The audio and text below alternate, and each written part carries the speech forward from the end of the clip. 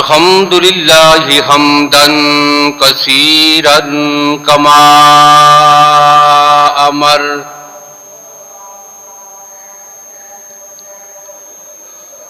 ونشهد أن لا إله إلا الله وحده لا شريك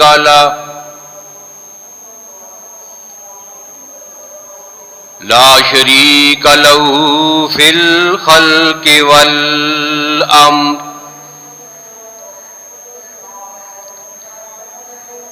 إرغاما لمن جحد به وكفر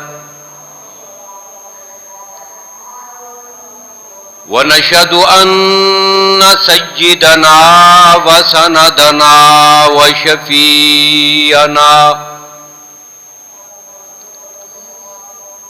وشفيعنا محمدا عبده ورسوله أما بعد فأعوذ بالله من الشيطان الرجيم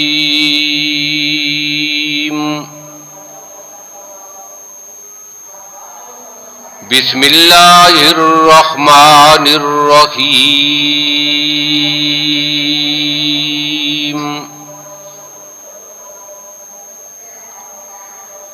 والذي جاء بالصدق وصدق به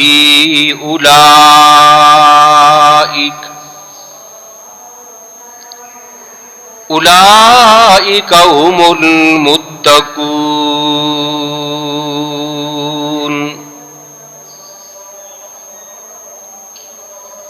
وقال الله تبارك وتعالى في مقام آخر إلا تنصروه فقد نصره الله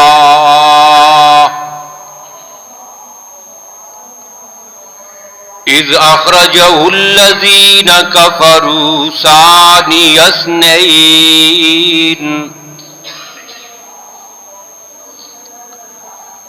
إذ هما في الغار إذ يقول لصاحبه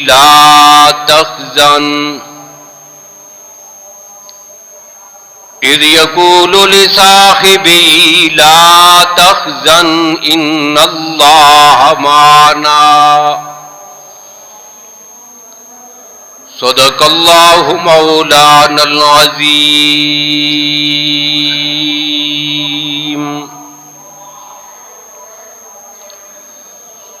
اللهم صل على محمد وعلى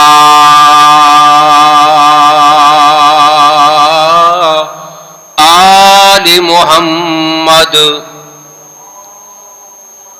بعدد من قعد وقام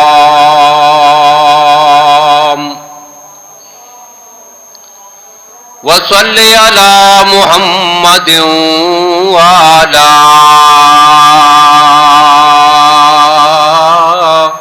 آل محمد بعدد من صلى وصام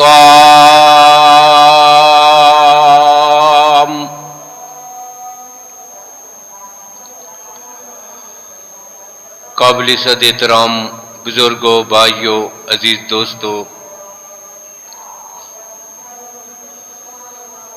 گزشتہ گفتگو میں سیدنا صدیق اکبر رضی اللہ تعالی عنہ کی ذات گرامی کے حوالے سے آپ نے کچھ باتیں سماعت فرمائی تھی. پھر درمیان میں ایک جمعے کا ناغہ بھی ہو گیا اور آج کے جمعہ میں بھی سابقہ گفتگو کو مکمل کرتے ہوئے مزید کچھ باتیں امام المتقین امیر المومنین افضل البشر بعد الانبیاء سیدنا صدیق اکبر رضی اللہ تعالیٰ عنہ کی ذات گرامی کے حوالے سے آپ کے سامنے ذکر کرنی ہے۔ صدیق ایک منصب ہے اور یہ منصب سب سے بلند ترین حیثیت میں اس امت میں اللہ نے حضرت ابو بکر صدیق رضی اللہ تعالی عنہ کو عطا فرمایا ہے۔ اور سیرت نگاروں نے ایک بات یہ لکھی ہے کہ اوصاف نبوت یعنی نبوت اور رسالت کی وہ خصوصیات جو نبوت کا خاصہ ہوتی ہیں، ان کے علاوہ باقی تمام اوصاف حمیدہ جو انبیاء میں ہیں، اللہ نے وہ سارے اوصاف حضرت ابو بکر کو عطا کر دیے تھے۔ اور شاہ ولی اللہ رحمہ اللہ نے یہ بات لکھی ہے کہ جتنی عقلی اور عملی استعداد اور صلاحیت اللہ اپنے انبیاء کو عطا فرماتے ہیں، بالکل اس کے مشابہ اللہ نے عملی اور عقلی استعداد سیدنا صدیق اکبر رضی اللہ عنہ کو عطا فرمائی تھی۔ اب آپ اندازہ کر سکتے ہیں کہ اللہ نے انہیں کس منصب اور مقام پہ فائز فرمایا تھا۔ ابن اسحاق کی ایک روایت ہے کہ جب سیدنا صدیق اکبر رضی اللہ عنہ کی ولادت باشہادت ہوئی تو اللہ نے جنت عدن سے کہا، یہ جو جنتیں ہیں نا 8 جنتیں، ان میں سے ایک جنت کا نام ہے جنات عدن، جنت عدن، جنت الفردوس، جنت عدن۔ تو جنت عدن سے رب نے یہ کہا وَعِزَّتِي وَجَلَالِي، کہ مجھے اپنی عزت کی قسم ہے، مجھے اپنے جلال کی قسم ہے کہ میں تیرے اندر اسی کو داخل کروں گی جو آج پیدا ہونے والے اس بچے سے محبت کرے گا۔ کیا مطلب ہے؟ تیرے اندر وہی داخل ہو سکے گا جو ابو بکر سے پیار کرے گا۔ اور یہ ابو بکر کون ہے؟ سیدنا علی المرتضی رضی اللہ تعالی عنہ سے ایک صحابی پوچھتے ہیں، اس کے ذہن میں کیا تھا؟ سوال کرنے سے پہلے ذہن میں یہ خیال تھا کہ جب میں سوال کروں گا تو امیر المومنین علی المرتضی رضی اللہ تعالی عنہ ابو بکر و عمر عثمان ان کا نام لیں گے۔ یہ سوچ کر اس نے سوال کیا۔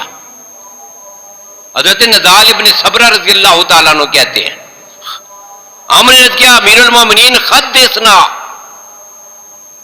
من اصحابہ کا، ہمیں یہ بتائیے کہ آپ کے دوست کون ہیں۔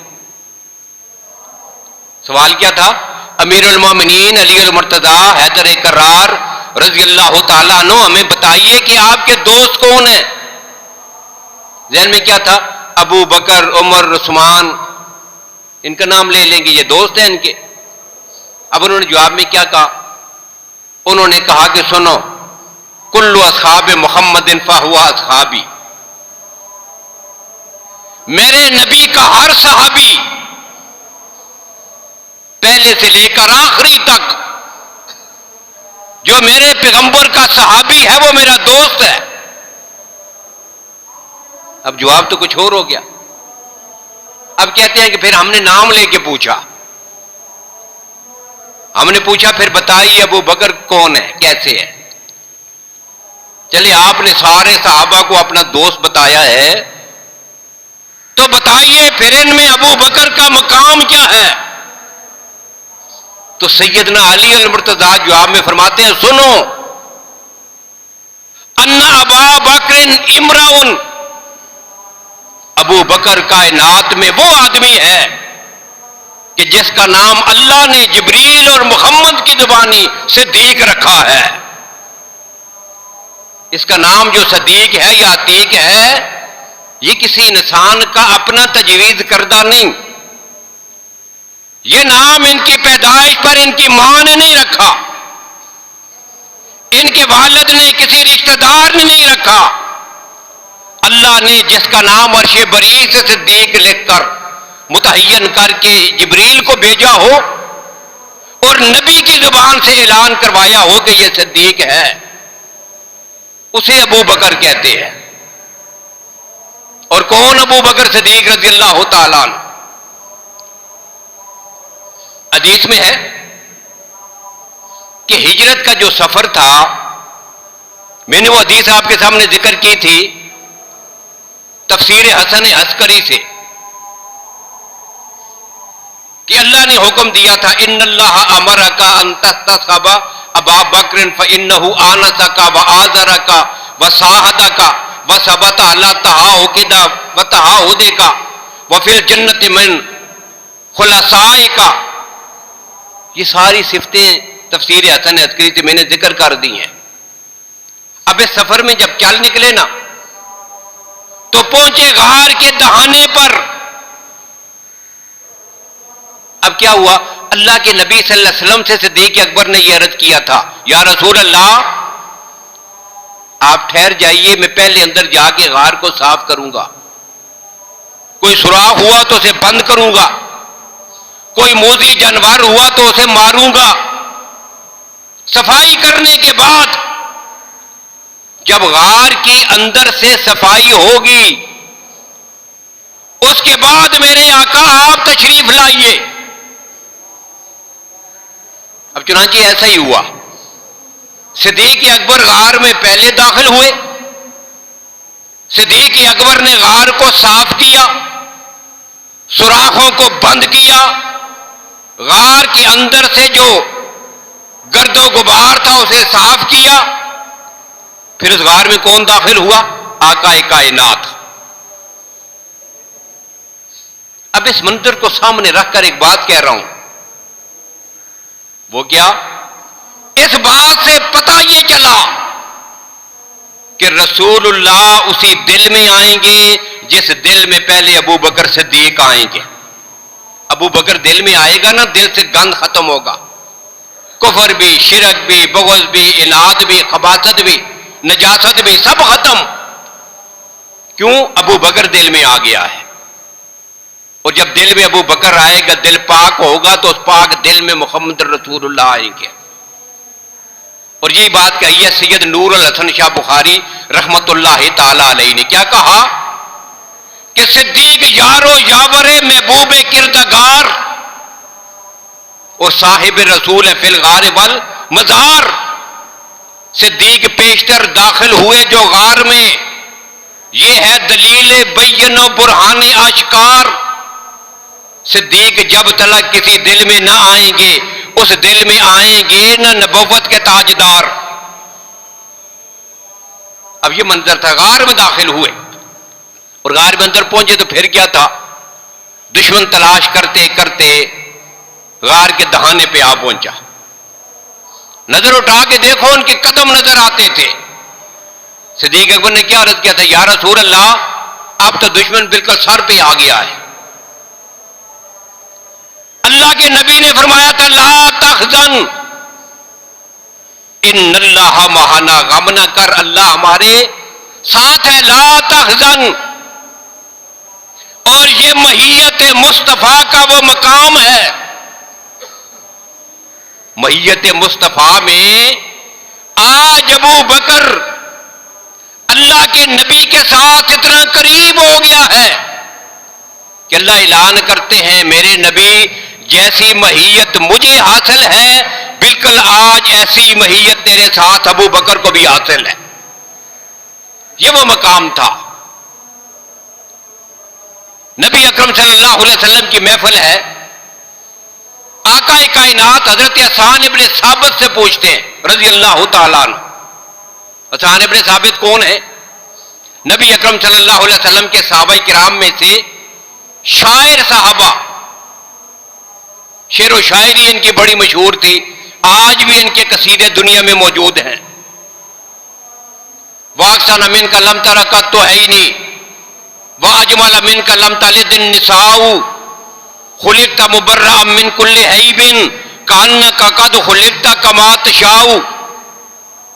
یونی کا قصیدہ ہے, بڑا طویل قصیدہ ہے. اب یہ بیٹھے ہیں حضور صلی اللہ علیہ وسلم کے سامنے.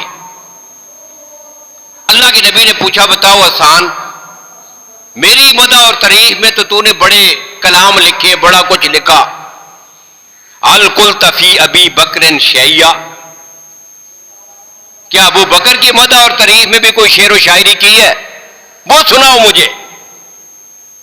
حسان ابن ثابت کہتے ہیں یا رسول اللہ ہاں, ان کے بارے میں نے نظمیں لکھی ہیں. وَثَانِيَ اثْنَيْنِ فِي الْغَارِ الْمُنِيفِ وَقَدْ طَافَ الْعَدُوُّ بِهِ إِذْ صَعَدَ الْجَبَلَ. کہ ابو بکر آپ ثانی اثنین ہیں, جنہیں قرآن نے کہا دو میں سے دوسرا, ایک محمد رسول اللہ صلی اللہ علیہ وسلم اور دوسرا کون ہے؟ ابو بکر. ثانی اثنین فی الغار المنیف, اس بلند غار میں جب دشمن آپ کے تحقب میں بالکل آپ کے سر پہ آ گیا تھا, اور وہ ابو بکر وکان خب رسول اللہ قد حلموا من البریۃ لم یعدل به احد. یہ ابو بکر رسول اللہ کا محبوب ہے, اور ساری دنیا جانتی ہے جتنا پیار, جتنا مقام اور مرتبہ اور رتبہ رسول اللہ کے نزدیک ابو بکر کا ہے, اتنا اور کسی کا نہیں ہے. یہ ان کے شعر تھے.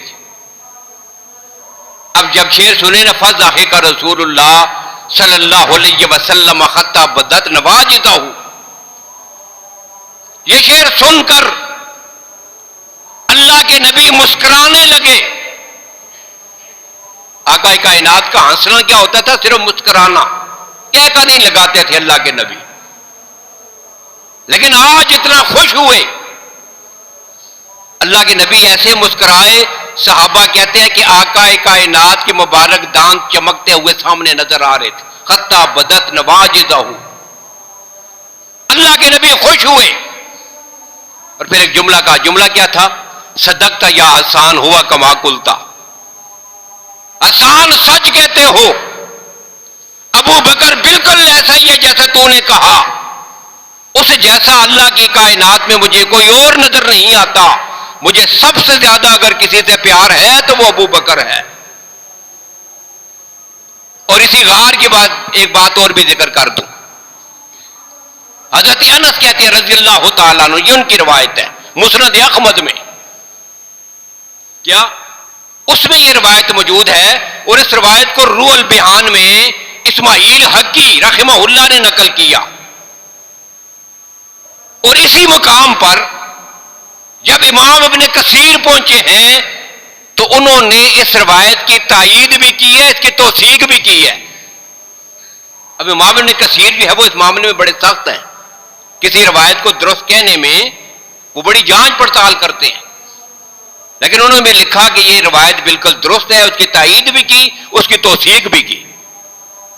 تفسیر روح البیان میں ہے. اب کیا ہے, وہاں پہ یہ روایت موجود ہے کہ صدیق اکبر اور آقا کائنات غار کے اندر موجود ہیں. اور یہ حدیث مجھے انشاءاللہ یقین ہے کہ آپ پہلی بار سنیں گے انشاءاللہ شان ابو بکر صدیق میں. سیدنا صدیق اکبر عرض کرتے ہیں یا رسول اللہ, پیاس لگی ہے. اللہ کے نبی نے فرمایا ابو بکر غار کے دروازے پہ جاؤ, پانی ملے گا, پی کے آ جاؤ. صدیق اکبر اٹھے, غار کے دہانے پہ آئے, دیکھا کہ پانی کا چشمہ ہے، اب وہاں سے پانی پیا، اور پانی کیا تھا؟ ابیض من اللبن اخلا من الحصل ازکا رائحۃ من المسک، دودھ سے زیادہ سفید، شہد سے زیادہ میٹھا، اور ایسی خوشبو کہ وہ خوشبو کستوری میں بھی نہیں، اتنا خوشبودار، میٹھا، ٹھنڈا، سفید پانی۔ پانی پیا، واپس چلے گئے، یا رسول اللہ ایسا پانی تو میں نے زندگی میں کبھی پیا ہی نہیں۔ اللہ کے نبی نے فرمایا ابو بکر پیتے کہاں سے؟ رب نے دنیا میں ایسا پانی بنایا ہی نہیں۔ یا رسول اللہ پھر کہاں سے آ گیا ہے؟ اللہ کے نبی نے فرمایا ابو بکر اللہ نے تیرے لیے جنت الفردوس سے بھیجا ہے، یہ جنت کا پانی ہے۔ جسے رب دنیا میں اسے پیاس لگے تو جنت سے پانی لا کے پلائیں، اس کو ابو بکر کہتے ہیں، وہ ابو بکر ہے۔ اب جب پانی پی کے یہ ساری گفتگو ہوگی نا، پتہ چلا یہ جنت سے آیا تھا، تو پھر ابو بکر حیرت کے ساتھ اللہ کے نبی کے سامنے ایک جملہ کہتے ہیں یا رسول اللہ علی عند اللہ ہذہ المنزلہ، کیا اللہ کے ہاں ابو بکر کا اتنا مقام ہے کہ جب وہ پیاسا ہو تو رب جنت سے پانی بھیجے؟ اللہ کے نبی نے فرمایا نعم و افضل، ابو بکر بالکل ایسی ہی بات ہے، یہ تو نے کم دیکھا ہے، اللہ اس سے بھی زیادہ تو اس سے پیار کرتے ہیں۔ یہ ہے جی ابو بکر۔ اور پھر اللہ کے نبی نے فرمایا تھا والذی بعثنی بالحق، ابو بکر سن، تو نے پوچھ لیا تو تجھے بتاؤں، اس رب کی قسم جس نے مجھے حق دے کے بھیجا ہے، اللہ نے جنت سے کہہ دیا ہے لا یدخلک مبغضک، جو تیرے ساتھ بغض رکھتا ہے وہ جنت میں کبھی داخل ہو سکتا نہیں، اگر وہ اپنے طور پر مقدار میں، کمیت میں 70 نبیوں کے جیسے عمل کر کے بھی آ جائے نا، ایسا آدمی جنت میں داخل نہیں ہوگا جو تیرے ساتھ دشمنی رکھتا ہے۔ یہ ہے وہ حدیث کہ جس کو علامہ اسماعیل حقی رحمہ اللہ نے روح البیان میں ذکر کیا۔ تو یہ وہ شخصیت ہیں سیدنا صدیق اکبر رضی اللہ تعالیٰ عنہ۔ اور ایک روایت ہے حضرت ابو ہریرہ رضی اللہ تعالیٰ عنہ کی، اور یہ روایت بھی آپ انشاءاللہ پہلی بار سنیں گے۔ کون سی روایت؟ نبی اکرم صلی اللہ علیہ وسلم مسجد میں تشریف فرما ہے، صحابہ کرام کی محفل ہے، حضرت انس، حضرت ابو ہریرہ رضی اللہ تعالیٰ عنہما دونوں اس کو نقل فرماتے ہیں۔ اللہ کے نبی گفتگو فرما رہے ہیں، اور ابو بکر دائیں طرف بیٹھے ہیں، حضرت عمر بائیں طرف بیٹھے ہیں، باقی صحابہ سامنے بیٹھے ہیں۔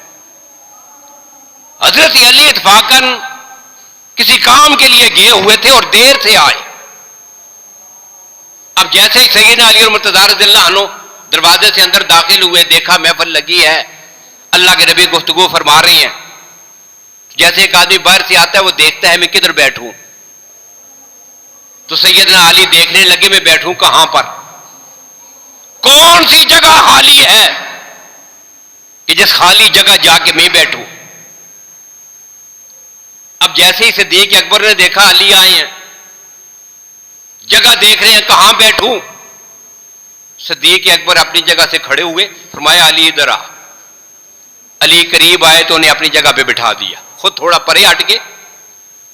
اب ایک طرف اللہ کے نبی بیٹھے ہیں، درمیان میں علی بیٹھے ہیں، ادھر ابو بکر بیٹھے ہیں، درمیان میں جگہ بنا دی ان کے لیے، بازو سے پکڑ کر انہیں درمیان میں بٹھا دیا۔ اب یہاں یہ حدیث میں ایک جملہ ہے، جملہ کیا؟ وَكَانَ أَبُو بَكْرٌ جَالِسًا عَلَى يَمِينِ النَّبِي۔ وَكَانَ، یہ جو کانا ہے نا، لفظ کانا عربی میں یہ استمرار اور دوام کے لیے آتا ہے۔ کس کے لیے؟ استمرار اور دوام کے لیے۔ کیا معنی ہوتا ہے؟ کسی کام کا ہمیشہ ایسا ہونا جب ظاہر کیا جائے تو لفظ کانا استعمال ہوتا ہے، ایک بار کے لیے نہیں، مستقل طور پر۔ کیسے؟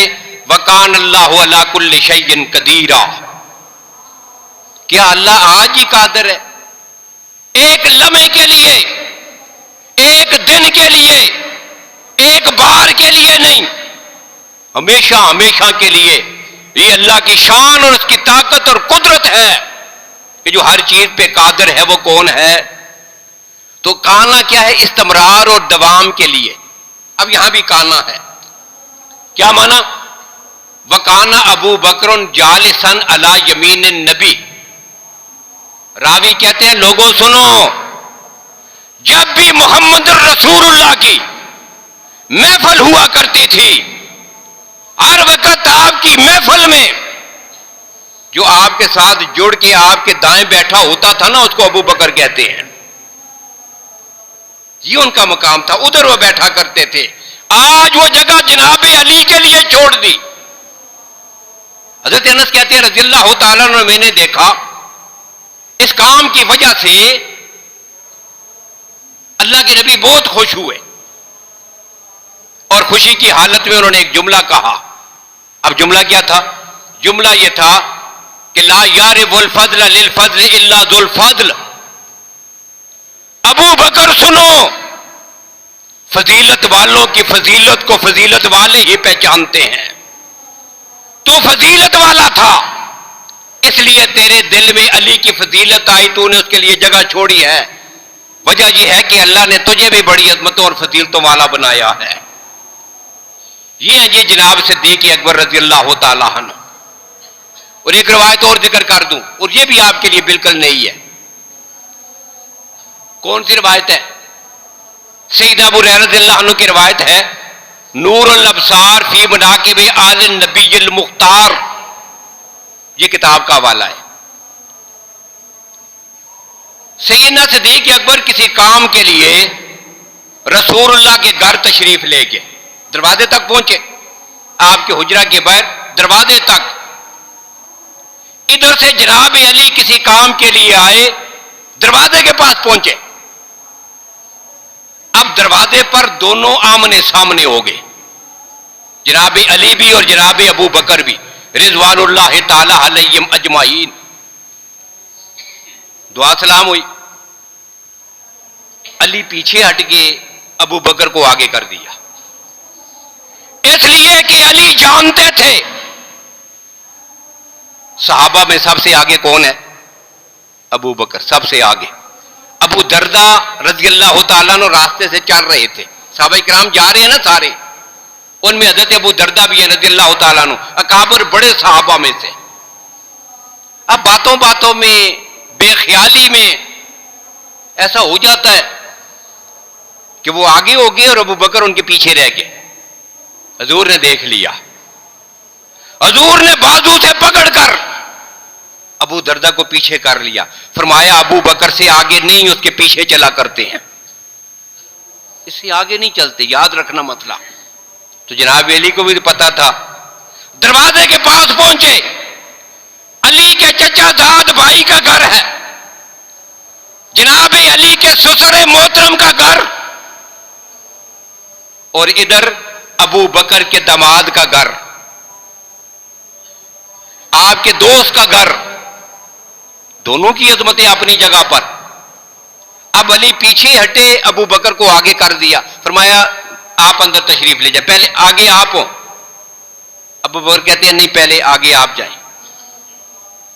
اب جب دونوں نے ایک دوسرے سے تکرار کیا نا تو پھر بات بڑھ گئی، اب دروازے پہ کھڑے ہو گئے اور گفتگو شروع کر دی۔ جناب علی کہتے ہیں ابو بکر میں اس سے آگے کیسے جا سکتا ہوں جسے میرے نبی نے کہا تھا کہ ما طلعت الشمس ولا غربت افضل علی احد، کہ کائنات میں انبیاء کے بعد ابو بکر سے زیادہ کسی نے کوئی نہیں دیکھا، میں اس سے پہلے اندر کیسے جا سکتا ہوں، پہلے آپ جائیں گے۔ تو اللہ کے نبی فرماتے ہیں علی تو وہ ہے جسے اللہ کے نبی نے فرمایا تھا آتیت خیر النسال خیر الرجال، دنیا کے لوگوں میں نے کائنات کی سب سے افضل ترین عورت ایک بہترین آدمی کے نکاح میں دے دی ہے، وہ علی المرتضیٰ ہے. علی آپ آگے جائیں گے.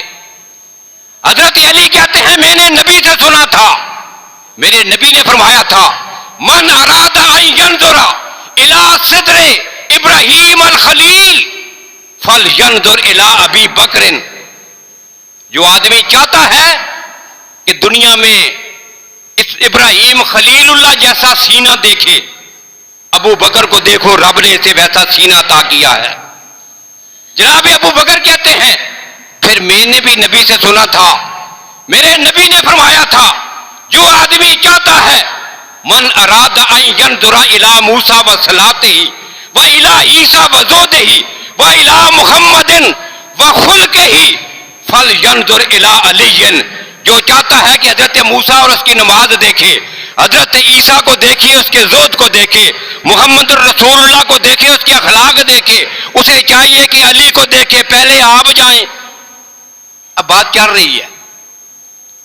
علی کہتے ہیں پھر سنو, میں نے رسول اللہ سے سنا تھا.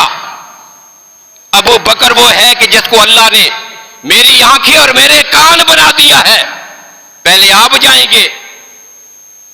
ابو بکر صدیق نے فرمایا کہ میں نے نبی سے سنا تھا اللہ قیامت کے دن آواز لگائیں گے کہ میرے نبی, میں نے تجھے دنیا میں سب سے خوبصورت اور بہترین بھائی عطا کیا تھا, اس بھائی کو علی المرتضیٰ کہتے ہیں. آپ آگے جائیں گے.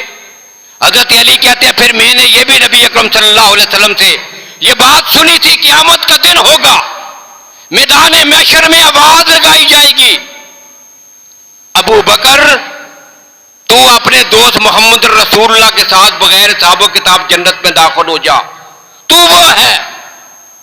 حضرت ابو بکر صدیق نے فرمایا پھر میں نے بھی نبی سے سنا تھا اللہ کے نبی نے فرمایا تھا کہ حضرت علی وہ ہے کہ اللہ کی ذات میدان محشر میں جب اس کو لائیں گے تو جنت کی اونٹنی پر سوار کر کے اسے جنت میں داخل کیا جائے گا. اب یہ ساری بات چل رہی ہے. اب چلتے چلتے پھر ایک اور بات ہوئی. بات کیا ہوئی؟ حضرت علی المرتضیٰ کی فضیلت میں ابو بکر صدیق نے قرآن پاک کی آیت پڑھ دی, علی تو وہ ہے جسے رب نے کہا وَيُطْعِمُونَ الطَّعَامَ عَلَىٰ حُبِّهِ مِسْكِينًا وَيَتِيمًا وَأَسِيرًا. کتنوں کا ذکر ہوا ہے؟ 3 کا. يُطْعِمُونَ الطَّعَامَ عَلَىٰ حُبِّهِ مِسْكِينًا وَيَتِيمًا وَأَسِيرًا. روزہ رکھا ہوا تھا, 3 ہی روٹیاں پکی گھر میں, دروازہ کھٹکھٹایا گیا, کون ہے جی؟ ایک مسکین ہوں. ایک روٹی اٹھا کے اسے دے دی. پھر آگے بیٹھے افطار کریں گے, پھر دروازہ کھٹکھٹایا, یطعمون الطعام علی حبہ مسکینا ویتیما, ایک یتیم آ گیا, ایک اس کو دے دی. تھوڑی دیر کے بعد پھر دروازہ کھٹکھٹایا گیا, قیدی آ گیا, ایک اس کو اٹھا کے دے دی. رب نے کہا کہ یہ علی کی شان میں ہے, وَيُطْعِمُونَ الطَّعَامَ عَلَىٰ حُبِّهِ مِسْكِينًا وَيَتِيمًا وَأَسِيرًا. آیت پڑھی. اب ادھر بھی جناب علی ہیں, کہتے ہیں پھر سنو, تیرے بارے میں بھی تو رب نے کہا ثانی اثنین اذ ہما فی الغار اذ یقول لصاحبہ لا تحزن ان اللہ معنا. تیرے بارے میں رب نے کہا وَسَيُجَنَّبُهَا الْأَتْقَى الَّذِي يُؤْتِي مَالَهُ يَتَزَكَّىٰ وَمَا لِأَحَدٍ عِندَهُ مِن نِّعْمَةٍ تُجْزَىٰ. تیرے بارے میں رب نے کہا الَّذِينَ يُنفِقُونَ أَمْوَالَهُم بِاللَّيْلِ وَالنَّهَارِ سِرًّا عَلَانِيَةً. یہ تیرے بارے میں رب نے کہا وَلَا يَأْتَلِ أُولُو الْفَضْلِ مِنكُمْ وَالسَّعَةِ. قرآن یہ ساری آیتیں تیرے بارے میں کہتا ہے, آگے تو جا. اب بات اس طرح چل رہی ہے, بات ختم ہی نہیں ہو رہی. اللہ نے جبریل سے کہا کہ میرے نبی کو جا کے بتاؤ, ذرا باہر نکلے, کوئی دروازے پہ کوئی بات چیت چل رہی ہے. آقا کائنات اپنے حجرت سے خود ہی اٹھے, دروازے پہ آئے تو یہ دونوں کھڑے, ایک کہتا ہے تو آگے چل, دوسرا کہتا ہے تو آگے چل. اللہ کے نبی ان دونوں کی محبت سے اتنا خوش ہوئے, ایک کو اپنے دائیں طرف بازو میں پکڑا نا, دوسرے کو بائیں طرف, یوں ہاتھ رکھ کے دونوں کے کاندھوں پر ابو بکر کی پیشانی پہ بوسہ دیا, علی کی پیشانی پہ بوسہ دیا، فرمایا بس کرو، اپنی بحث ختم کرو۔ تمہارا کیا خیال ہے چند منٹوں میں علی اور ابو بکر کی عظمت ختم ہو جائے گی؟ سنو، اس رب کی قسم جس کے قبضے میں محمد رسول اللہ کی جان ہے، اگر کائنات کے سارے درختوں کو کلمے بنا دیا جائے، سارے دریاؤں کو سیاہی بنا دیا جائے، ساری مخلوق لکھنے لگ جائے، ابو بکر و عمر کی نہ عظمت ختم ہوتی ہے، نہ اجر و ثواب ختم ہوتا ہے۔ یہ ہیں جی جناب ابو بکر صدیق اور علی المرتضی۔ اور آخری بات کہہ رہا ہوں، بات پھر آگے بڑھ گئی ہے بہت، اس کو چونکہ ختم کرنا ہے، آخری بات کہہ رہا ہوں۔ اس روایت کے راوی بھی علی المرتضی ہیں، خود علی المرتضی کو روایت کرتے ہیں۔ کیا صدیق اکبر بیمار ہیں اور بالکل آخری وقت ہے، آخری وقت۔ حضرت علی المرتضی کے پاس بیٹھے، اب ان کو وصیت کرتے ہیں۔ وصیت کیا کی؟ ایک وصیت تو اپنی بیٹی کو کی تھی کہ جب میں مر جاؤں تو گھر میں تین چیزیں جو بیت المال کی ہیں، ابو بکر کے پاس اور کچھ نہیں، صرف تین چیزیں ہیں۔ ایک وہ پیالہ جس میں میں کھانا کھاتا ہوں، ایک وہ پرانی سی چادر اور کمبل جو میں اوپر اوڑھ لیتا ہوں، اور ایک اونٹنی یہ بیت المال کی ہے، جیسے ہی میری روح نکل جائے یہ تینوں چیزیں واپس بیت المال میں جمع کرا دینی ہے۔ اتنا تقوی اور خوف خدا ہے۔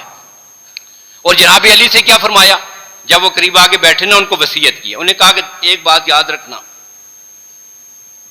پہلی بات یہ ہے کہ جب میں مر جاؤں تو مجھے اپنے انہی ہاتھوں سے غسل دینا ہے جن ہاتھوں سے تو نے میرے نبی کو غسل دیا تھا، مجھے اپنے ہاتھوں سے غسل دینا ہے، اور پھر میرے جنازے کو چارپائی پہ رکھ کر پیغمبر کی قبر مبارک کے قریب لے جا کر اجازت مانگنی ہے۔ اگر میرے نبی نے اجازت دی تو پیغمبر کے روضے میں دفن کرنا ہے، ورنہ مسلمانوں کے عام قبرستان میں لے جا کے دفن کر دینا۔ یہ وصیت تھی۔ اور پھر حدیث میں کیا ہے؟ صحابہ کہتے ہیں خملت جنازتہ، ہم ابو بکر کا جنازہ لے کر روضہ رسول کے دروازے پر پہنچے، ونودیا، دروازے پہ پہنچنے، ہم نے سب وہاں دروازے پہ پہنچے تو ہم نے کہا الصلاۃ والسلام علیکہ یا رسول اللہ، آقا کائنات کو ہم نے سلام کیا۔ اور سلام کے بعد کیا الفاظ تھے؟ یا رسول اللہ ھذا ابو بکر علی بابک، یہ آپ کے دروازے پہ آپ کا ابو بکر آیا ہے، یہ اجازت مانگتا ہے، کیا اسے آپ کے قدموں میں دفن ہونے کی اجازت ہے؟ اب یہ موقع تھا۔ اب حدیث میں ہے کہ جیسے ہی انہوں نے یہ بات کہی نا، دروازہ خود بخود کھل گیا، حجرہ رسول کا دروازہ خود بخود کھل گیا، اور ایک آواز آئی، ادخل الخبیب الی الخبیب، الخبیب الی الخبیب مشتاق، میرے دوست کو میرے ساتھ ملا دو، میں تو اپنے دوست کی رفاقت میں اس کے لیے اس کے انتظار میں بیٹھا ہوا تھا۔ چنانچہ صدیق اکبر رضی اللہ عنہ کو پیغمبر کے پہلو میں دفن کیا گیا ہے۔ اس روایت کے راوی کون ہے؟ علی المرتضی رضی اللہ عنہ۔ یہ سارا واقعہ ان کے ہاتھوں، ان کے سامنے، ان کی آنکھوں دیکھتے ان کے سامنے پیش آیا ہے۔ یہ ذات گرامی ہے جی سیدنا صدیق اکبر رضی اللہ تعالیٰ عنہ کی۔ اللہ تعالیٰ میں تمام صحابہ کرام آل بیت کی سچی محبت عقیدت نصیب فرمائے۔